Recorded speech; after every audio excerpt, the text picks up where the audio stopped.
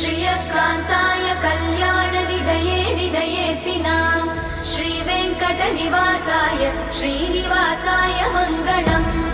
लक्ष्मी सविभ्रमालोकसुभ्रूविभ्रमचक्षुषे चक्षुषे सर्वलोकानां वेङ्कटेशाय मङ्गलम्।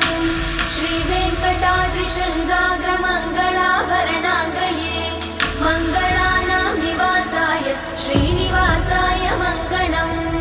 सर्वावयव सौन्दर्य सम्पदा सर्वचेतसां सदा सम्मोहनायास्तु वेङ्कटेशाय मङ्गलम्।